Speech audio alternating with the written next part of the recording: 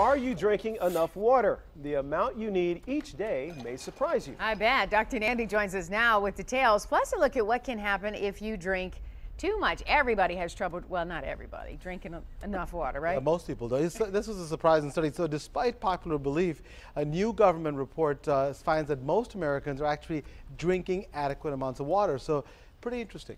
All right. So how much do we need? Yeah, I think this is good news for our viewers who don't know how much water we should be drinking every day. So fluid needs vary from person to person, but the average male, this determined needs about 125 fluid ounces, or roughly 15 cups. And with women, that number is 91 ounces, or roughly 11 cups per day, which is more than any of my patients drink. So, I mean, we're talking about a cup like this, right? So we need 11 cups 11 like of that. Those, yeah. 11 of those. That's 10 more. I'm short.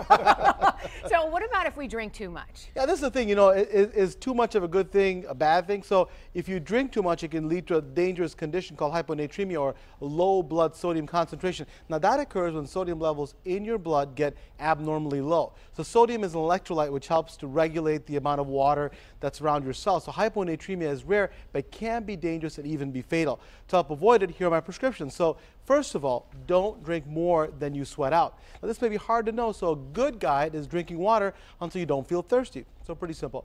Now, know your health and medications. If you have a medical condition that increases your risk of hyponatremia, talk to your doctor about that. Or you take a diuretic medication, which is like a water pill. Be aware of the symptoms like headache, confusion, nausea, muscle weakness, or spasms.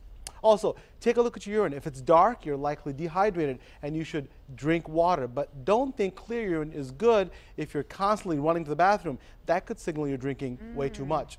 And lastly, consider sports beverages. If you're working out hard or running marathons, consider sports drinks as they have sodium and other electrolytes. But remember, too much liquid of any kind can give you problems over time. Wow. All right, before we go, we have a viewer question. I'm going to read it to you. Dr. Nandy, I heard you say on the news that bacteria can cause stomach cancer. How does that happen, and what can I do to prevent it? I think we talked about that at the end of the week. So the bacteria is called H. pylori, or Helicobacter pylori, very common infection, and it infects the lining of your stomach. And what we found is that that infection can be associated with stomach cancer. So I would say, to prevent it, do some very basic things. Wash your hands, people. You got to wash your hands. Then eat food that's cooked thoroughly and well prepared. Drink water from a good source.